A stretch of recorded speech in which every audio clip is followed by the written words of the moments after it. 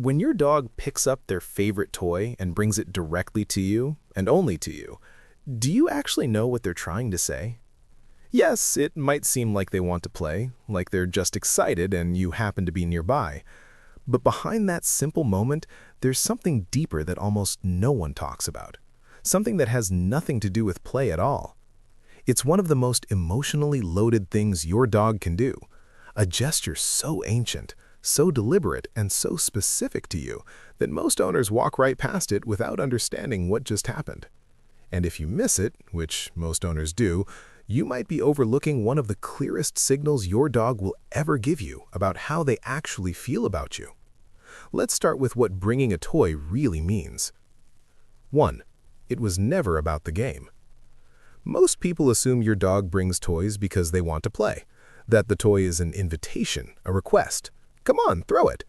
And sometimes, yes, that's part of it. But here's what's actually happening beneath that surface behavior. Your dog is not always asking you to throw the toy. In many cases, they're not asking you to do anything with it at all. They bring it, they hold it, they stand there. And if you reach for it, they sometimes pull back. Because the toy was never really the point.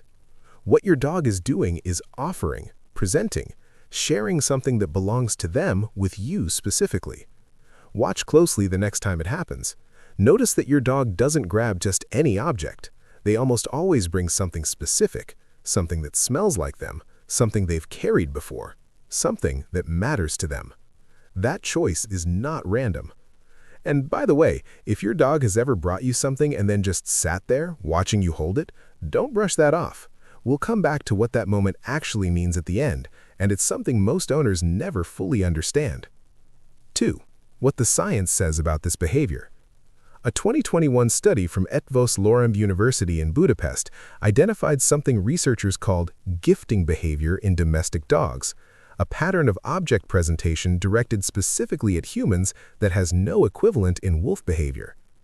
What that means is this: wolves don't do this. Wild canines don't do this. This is a behavior that emerged specifically in dogs, specifically in relation to humans after thousands of years of domestication.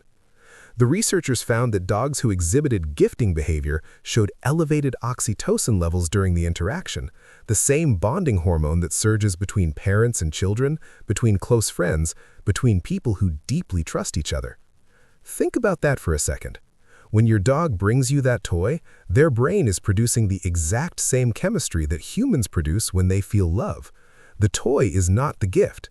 The neurological event happening inside your dog, that is the gift. And they're giving it to you, specifically. Not to the room, not to whoever's closest, to you. 3. The scent signal you're missing. Here's what most people don't realize about the toy your dog brings you. That object is saturated with your dog's scent. They've carried it, mouthed it, slept near it. It smells entirely like them. And when they bring it to you, they are placing something that belongs entirely to their scent world into your hands. In canine communication, scent sharing is one of the most intimate acts a dog can perform. It's how pack members signal belonging. It's how dogs say, "You are part of my world. My scent and your scent are allowed to exist in the same space." When your dog brings you their toy, they are not just handing you an object. They are inviting you into their scent territory.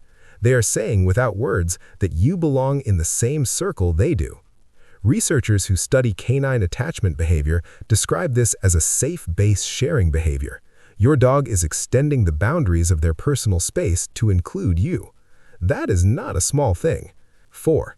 This behavior is older than dogs themselves. To understand why your dog brings you things, you have to go back further than dogs. In wolf packs, food sharing and object sharing between members is a critical social bonding mechanism. Wolves share prey with the members of their pack they are most bonded to. The act of sharing a resource, something valuable, something that belongs to you, is one of the primary ways social hierarchy and affection are expressed simultaneously. Your dog inherited this completely. But here is what makes domestic dogs remarkable. They didn't just keep this behavior, they redirected it entirely towards humans. A toy in your dog's neurological framework functions the same way a piece of prey functions in a wolf's framework. It is a resource, something they value, something they own. and they are choosing to share it with you. This is not learned behavior. Your dog was not trained to do this. It emerges naturally, specifically, and exclusively towards the person their nervous system has identified as their primary bond. It is ancient, it is instinctive, and it is pointed directly at you. 5. They don't do this with everyone. This is the part most owners don't fully sit with. Your dog does not bring their toy to strangers. They don't bring it to guests who visit once. They don't bring it to the person who feeds them occasionally when you're away. They don't bring it to every member of the household equally. They bring it to you. Studies on canine attachment confirm that dogs form a single primary bond, one person above all others who functions as their emotional regulation system, their safe base, the relationship their nervous system returns to when the world feels uncertain. And the toy-bringing behavior is one of the clearest external markers of who that person is. If your dog brings you their toy, you are that person, not by accident, not by proximity, by their deliberate, neurologically driven choice. What makes this even more meaningful is that this choice is not transactional. Your dog is not bringing you the toy because you feed them or because you give them treats. Research consistently shows that toy gifting behavior correlates with emotional attachment, not food dependency.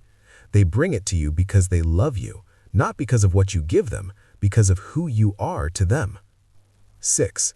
What it means when they just hold it and watch you. Remember earlier when I mentioned dogs that bring a toy and then just stand there holding it, watching you? This is what I was talking about. When your dog brings you a toy and doesn't ask you to throw it, doesn't drop it, doesn't push it towards you, just holds it in their mouth and stands close, they are doing something that behavioral scientists call object-mediated proximity seeking. They don't know how to cross the distance between you with just their body. The toy gives them a reason to approach, a bridge, a way to be near you that their nervous system can justify. This is what most dog owners never realize. The toy is not the point. You are the point. The toy is just the only language they have for saying, I wanted to be near you and I didn't know how to just come. That is not neediness. That is not attention-seeking in the way most people use that phrase. That is vulnerability. That is your dog choosing to be emotionally open with you, using the only vocabulary available to them. 7. When they stop bringing it, don't ignore this. If your dog used to bring you toys regularly and it stopped, pay attention. A sudden reduction in gifting behavior is one of the earliest behavioral indicators of emotional withdrawal in dogs. It can signal depression, unresolved anxiety, a shift in the attachment bond, or a physical discomfort your dog cannot otherwise communicate. Dogs that stop sharing do not stop caring. They stop feeling safe enough to show it. If you notice this change, don't dismiss it as your dog growing out of a phase. Don't assume they're just less playful.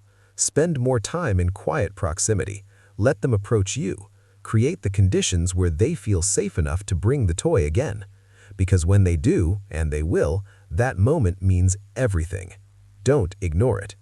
So the next time your dog picks up their favorite toy and walks it directly to you, past everyone else in the room, past every other option, straight to you, remember what you now know. They are not asking you to play. They are not just excited. They are performing one of the oldest social bonding rituals in the canine world. They are sharing something that belongs to them.